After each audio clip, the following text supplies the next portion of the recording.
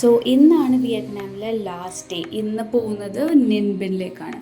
എല്ലാ തവണയും ഓരോ സ്പോട്ടിൽ പോകുമ്പോഴത്തേക്കും വളരെയധികം ഡ്രസ് കോൺഷ്യസ് ആയതുകൊണ്ട് ഈ ഒരു സ്ഥലത്തേക്ക് പോകുമ്പോഴത്തേക്കും കുറച്ച് വൈബ്രൻ്റ് ആയിട്ടുള്ള ഡ്രസ്സസൊക്കെയാണ് നമ്മളെടുത്ത് വെച്ചിട്ടുണ്ടായിരുന്നത്. But we thought it's will be really cold. ഭയങ്കര തണുപ്പും കാര്യങ്ങളായിരിക്കുമല്ലോ എന്ന് വിചാരിച്ച് ഒരു ഓഫ് ബീറ്റ് ഡ്രസ്സ് എടുത്തു. അപ്പോൾ നോക്കിക്കേ, ഫുൾ വെയിലും വെളിച്ചവും.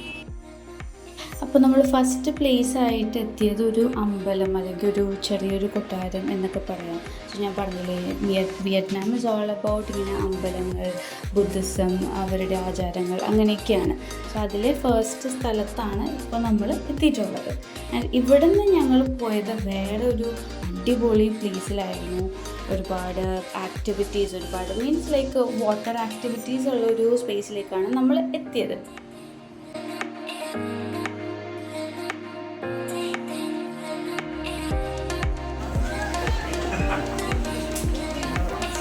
നമ്മൾ ബോട്ട് റൈഡിന് പോകാൻ പോകും. അപ്പോൾ വിയറ്റ്നാമിൽ തന്നെ വലിയ വാട്ടർ ആക്ടിവിറ്റി, അതായത് ബോട്ട് റൈഡ് ഉള്ള പ്ലേസിലാണ് ഇപ്പോൾ നമ്മൾ എത്തിയിട്ടുള്ളത്. ഇവിടെ 4 വലിയ ഗുഹകൾ പോലുണ്ട്. അതിൻ്റെ ഉള്ളിൽ കൂടിയാണ് നമുക്ക് ഈ പറയുന്ന ബോട്ട് റൈഡ് ഉള്ളത്. It was really good. ഈ ഒരു കേവിൻ്റെ ഉള്ളിൽ കൂടെ പോയപ്പോഴാണ് ഒരുപാട് ലൈം സ്റ്റോൺ കണ്ടത്. അത് പലതരം ലൈറ്റ് വെച്ചിട്ട് അതിനെ ഹൈലൈറ്റ് ആക്കുന്ന രീതിയിൽ സെറ്റ് ചെയ്തിട്ടുള്ളതുകൊണ്ട് ഭയങ്കര ഭംഗിയുണ്ടായിരുന്നു കാണാൻ. And this was the last place. നമ്മൾ ഈ വെള്ളം ഇറങ്ങേണ്ട ഒരു ബോട്ടിൽ നിന്ന് ഇറങ്ങേണ്ട ഒരു സ്ഥലം കൂടിയായിരുന്നു. ഇതും ഓരോ അമ്പലങ്ങളും കാര്യങ്ങളൊക്കെയാണ്. ഇവിടെ ഇൻട്രസ്റ്റിംഗ് ആയിട്ട് കണ്ട വേറൊരു കാര്യമാണ് ഈ ഒരു കാർപ്പ് എന്ന് പറയുന്ന ഫിഷ്. ഈ മീനിന് ഫുഡ് കൊടുക്കുന്ന വളരെയധികം ദൈവികമായിട്ടുള്ളൊരു കാര്യമായിട്ടാണ് ഇവിടങ്ങളിലെ ആൾക്കാർ കൺസിഡർ ചെയ്യുക.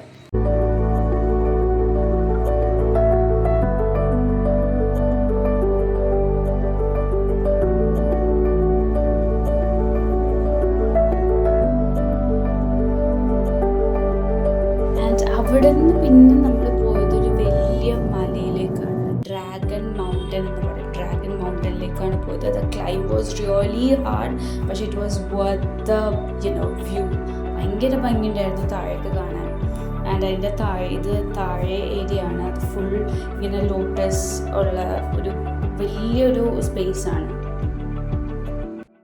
ഹാനോയിലെ ലാസ്റ്റ് ഡേ ആയതുകൊണ്ട് we thought of exploring the night market. അങ്ങനെ നമ്മൾ നൈറ്റ് മാർക്കറ്റിലൂടെ വെറുതെ അങ്ങോട്ടും ഇങ്ങോട്ടും നടന്നു. ആൻഡ് ഓൾസോ അവിടെ ഒരു ഫേമസ് ആയിട്ടുള്ളൊരു ചേർച്ച് ഉണ്ട്. ക്രിസ്മസ് ടൈമിൽ അവിടെ ഭയങ്കര ഭംഗിയാണെന്നാണ് പറയുന്നത്, ഒരുപാട് ലൈറ്റ്സ് ഒക്കെ ആയിട്ട്. പക്ഷെ നമ്മൾ ചെന്നപ്പോഴത്തേക്കും ടൈം തീർന്നു പോയതുകൊണ്ട് we were not able to see it.